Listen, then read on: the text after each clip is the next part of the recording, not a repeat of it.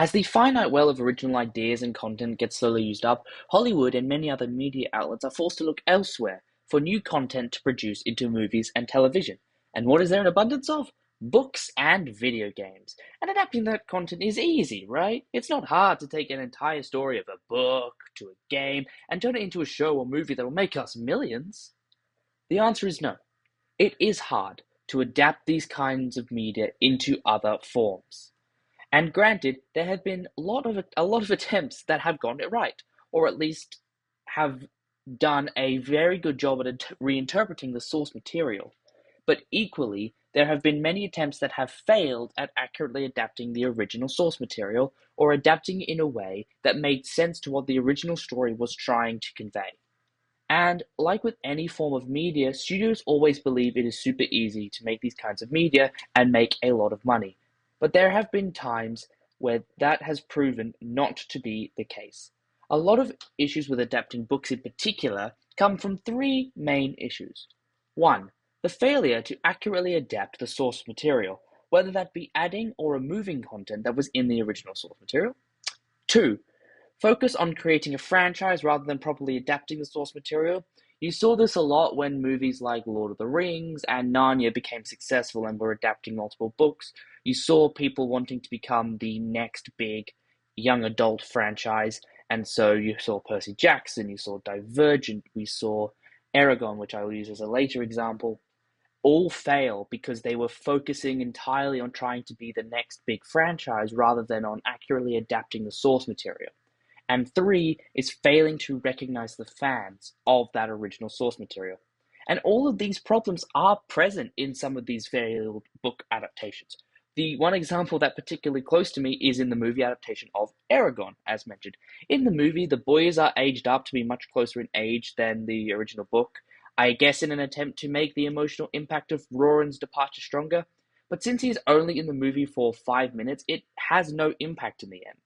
Relating to that, they shoehorned in this entire side plot about the Empire recruiting people from all villages from the army.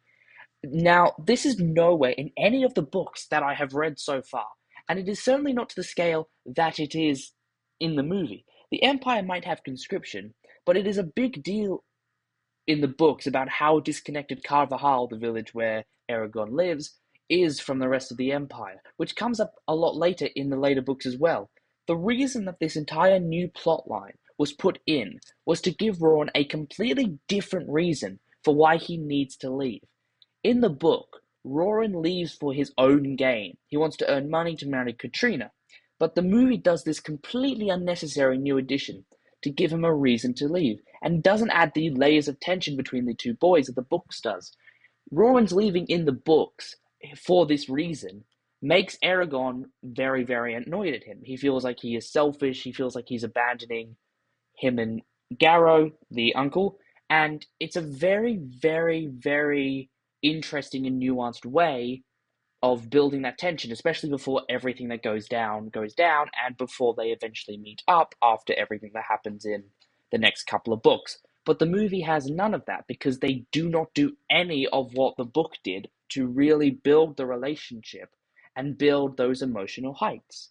In the Percy Jackson movies, aside from the names and backstories of the characters and a basic outline of the plot from the books, they are vastly different from the books, a factor that heavily impacts their success.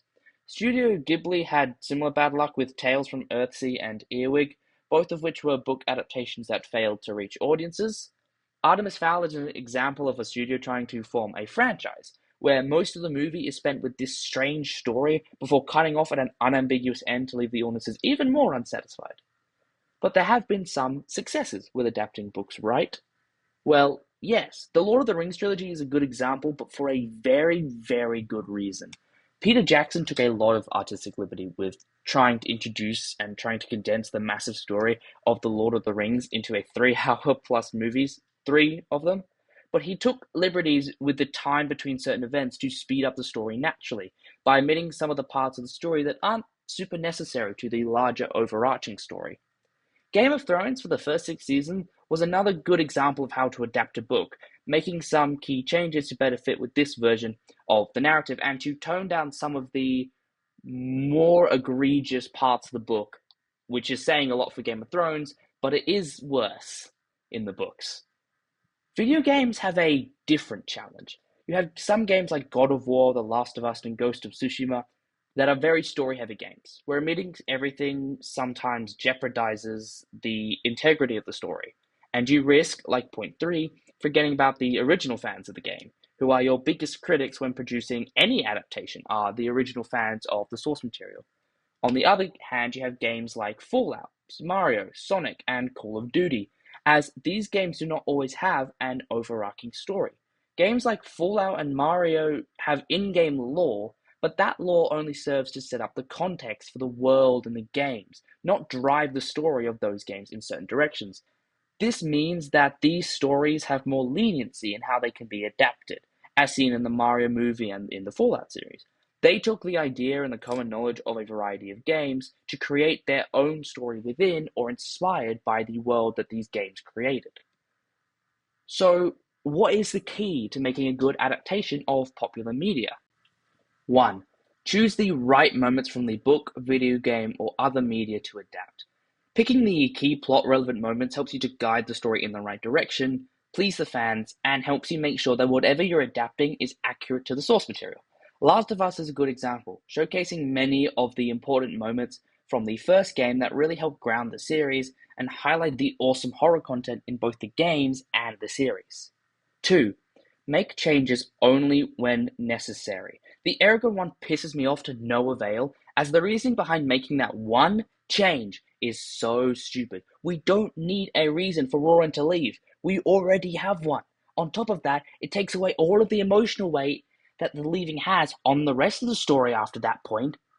Making changes is often necessary when adapting other media, as it helps to make those stories fit better within different formats, but sometimes too many changes removes the heart of the original story and makes it not even resemble the original.